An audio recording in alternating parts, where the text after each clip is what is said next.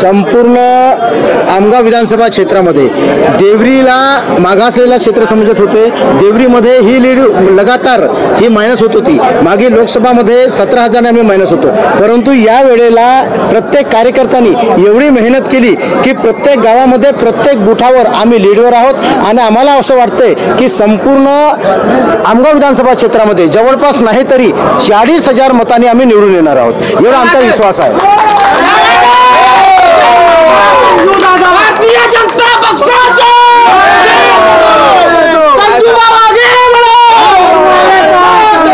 जय श्रीराम, माता की काय सांगणार? गोंदिया विधानसभा क्षेत्र, मोरगाव विधानसभा क्षेत्र, चिरोळा गोरेगाव विधानसभा क्षेत्र हे जी जागा आहे या मतदारसंघातील पूर्ण महायुतीचे उमेदवार आता आघाडीवर निवडून येत। फक्त हा गोंदिया जिल्ह्याच्या विजय नाही, संपूर्ण महाराष्ट्रामध्ये महायुतीची सरकार येत आहे आणि महायुतीचे सरकार यामुळे येत आहे कारण की मागील 5 वर्षामध्ये जे केलेले कामे आहेत, विकास कामे आहेत, व्यक्तिगत कामे आणि सार्वजनिक कामे, याच्यामध्ये सर्वात जास्त जर कामे केली असेल तर ते भारतीय जनता पार्टीने महायुतीने केलेली आहे। त्याच्यामुळे हा फक्त महायुतीच्या कार्यकर्त्याचा नाही, प्रत्येक व्यक्तीच्या जनमानसाचा विजय आहे। आता महाराष्ट्रात परिवर्तन होणार आहे, 100% होणार आहे आणि हा सर्वात जर मोठा विजय असेल तर लाडकी बहीण योजनेचा विजय आहे।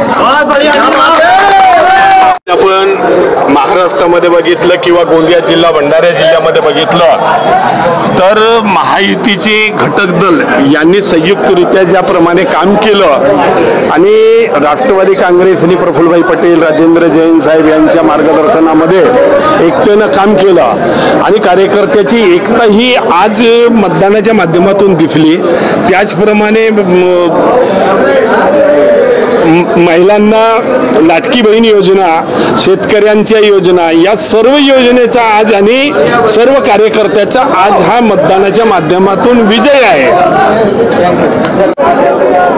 आमगाव विधानसभा क्षेत्रामध्ये भारतीय जनता पक्षाचे आणि राष्ट्रवादी काँग्रेस, शिवसेना महायुतीचे उमेदवार संजयजी पुराण हे प्रचंड बहुमताने निश्चितपणे विजयी होत आहेत। यांच्या विजयाचा श्रेय या क्षेत्रातील सर्व जनतेस, आमच्या लाडकी बहिणी आणि शेतकरी, शेतमजूर व नवयुवक यांना देण्यात येत आहे। सर्व चारही पक्षाचे कार्यकर्त्यांनी या निवडणुकीमध्ये आपली प्राण प्रतिष्ठेला लावून कार्य केलेले आहे। हे विजय या क्षेत्रातील सर्व जनता व चारही पक्षाचे कार्यकर्त्यांची विजय आहे। कुठं ना कुठं महाराष्ट्रामध्ये परिवर्तन घडून येणार आहे, काय वाटते आता? महायुतीची सरकार स्थापित होईल आणि महायुतीच्या सरकारने जे कामं केले या 2.5 वर्षामध्ये ते कामं जनतेने स्वीकारलेले आहेत, त्यामुळे हा महायुतीच्या सरकारचा विजय झालेला आहे। काय वाटते, लाडकी बहीण ही योजनेने काही कमाल केले का?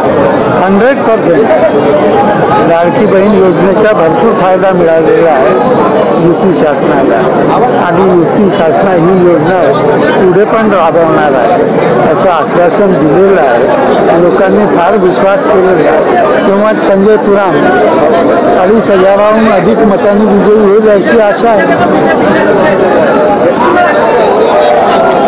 गोंदिया विधानसभा, आमगाव, देवरी विधानसभा, तिरोडा गोरेगाव विधानसभा, मोरगाव अर्जुनी विधानसभा हे चारही जागा भरघोस मतांनी निवडून येत आहे। काय वाटते आपल्याला, आपण महायुतीचे नेते?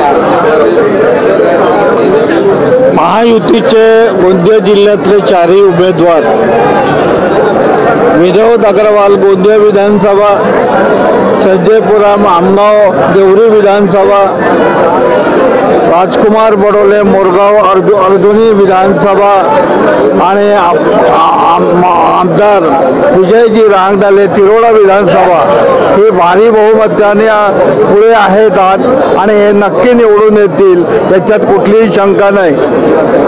संपूर्ण युतीने त्या कार्यकर्त्यांचे जे परिश्रम केलं आणि महायुतीने जे 2.5 वर्षात काम केलं त्याचं फळ जनतेने महायुतीला दिलेलं आहे.